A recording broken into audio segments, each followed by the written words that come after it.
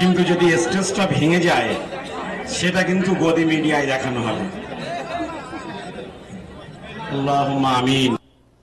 আল্লাহ তাবারাক ওয়া তাআলা কোরআন নাযিল করেছেন কিয়ামত পর্যন্ত ওয়াকফ সংশোধনী আইন অবিলম্বে প্রত্যাহারের দাবিতে সোমবার কোচবিহার রাসমেলা ময়দানে বিশাল সমাবেশ করল ইউনাইটেড মিল্লাত মঞ্চ। এদিন মুসলিম সম্প্রদায়ের ব্যাপক অংশের মানুষ সমবেত হয়েছেন এই রাসমেলা ময়দানে। সকাল থেকেই ব্যাপক পুলিশি নিরাপত্তা ছিল কোচবিহার শহর জুড়ে। সেই ছবি আরো একবার আপনাদের সামনে তুলে ধরছে যে একেবারে কোচবিহার রাসমেলা ময়দানে কিন্তু ওয়াকফ সংশোধনী আইন প্রত্যাহারের দাবিতে বিক্ষোভে সামিল হয়েছেন একেবারে মুসলিম সম্প্রদায়ের মানুষেরা, অর্থাৎ ইউনাইটেড মিল্লাত মঞ্চের মানুষেরা রয়েছেন। 1932 সালে ব্রিটিশ সরকারের সময়কাল থেকে মুসলিম ধর্মাবলম্বী মানুষদের দান করা সম্পত্তি সুরক্ষিত রাখার উদ্দেশ্যেই সৃষ্টি হয় এই ওয়াকফ বোর্ডের।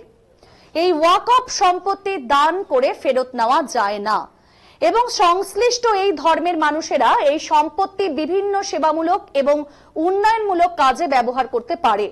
বছরের পর বছর উন্নয়নমূলক এবং সেবামূলক কাজে তাদের এই সম্পত্তি ব্যবহার হয়ে এসেছে।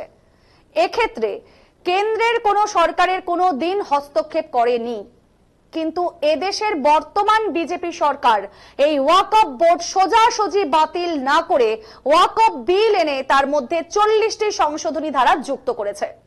এভাবে অবৈধ উপায়ে এই বিল পাশ করিয়ে গোটা দেশের ওয়াকফ সম্পত্তি আত্মসাৎ করবার অপচেষ্টায় লিপ্ত হয়েছে কেন্দ্রের বর্তমান সরকার। এরই বিরুদ্ধে গোটা দেশে আন্দোলনে সামিল হয়েছেন মুসলিম ধর্মাবলম্বী মানুষদের পাশাপাশি গণতন্ত্রপ্রিয় মানুষেরা। তারই অঙ্গ হিসেবে এদিনের এই কর্মসূচি বলে জানিয়েছেন এই সম্প্রদায়ের মানুষেরা।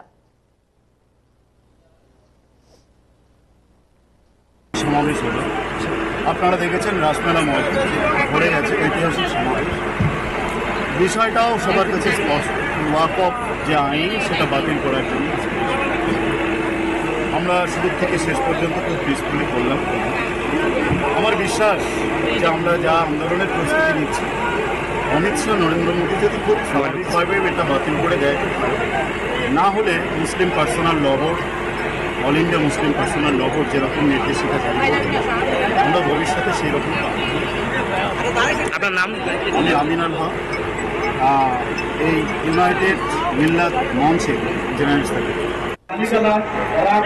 কালাকানুন তৈরি করে ধর্মীয় স্বাধীনতা কেড়ে নিতে মুসলমানদের আপনি কেন মোবাইল চালাচ্ছেন?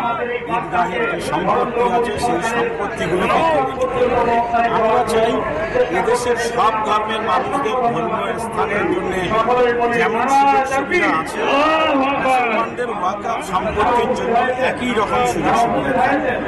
এই ক্ষেত্রে মোদী সরকারের যে দ্বিচারিতা, এটাকে আমরা কন্ডেম করছি।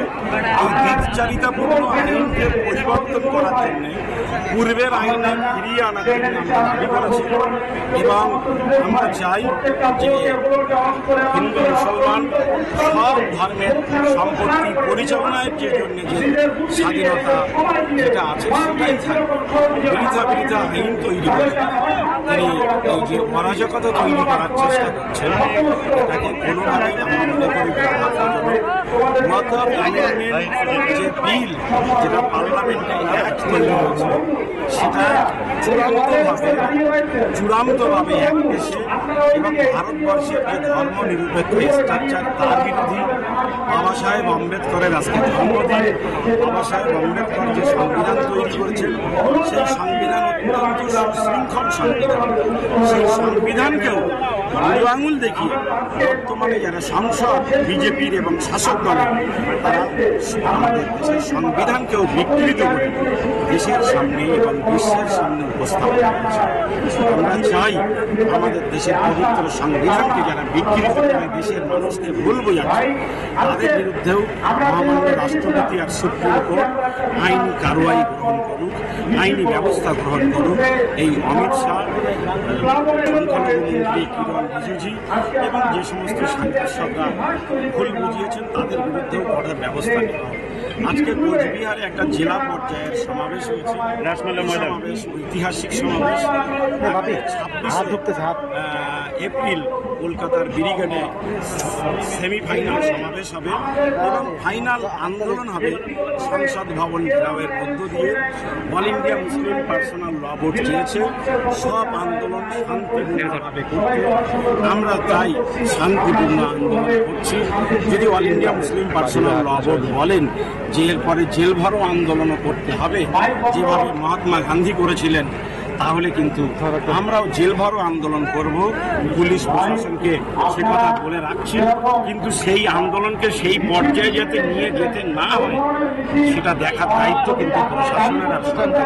কিন্তু মুসলমানরা, বিশেষ করে সংখ্যালঘু হিন্দু ভাই মুসলমানরা যারা এই আইনের বিরোধী, যারা শান্তি চান, যারা ভারতবর্ষকে ধর্মনিরপেক্ষ ধাঁচায় পরিচালিত করতে চান, যারা বাবা সাহেব আম্বেদকরের সংবিধান মোতাবেক দেশকে পরিচালনা করতে চান, সবাই চান যে সরকার প্রত্যাহার করুক আর বাবা সাহেবের আম্বেদকরের যে সংবিধান আছে সেই মোতাবেক দেশটা বন্ধ করতে বলে। কিন্তু যদি সরকার মনে করেন যে মুসলমানদের পুলিশ দিয়ে থামানো যাবে, এটা ইংরেজদের পুলিশও পারেনি, মোদির পুলিশও পারেনি।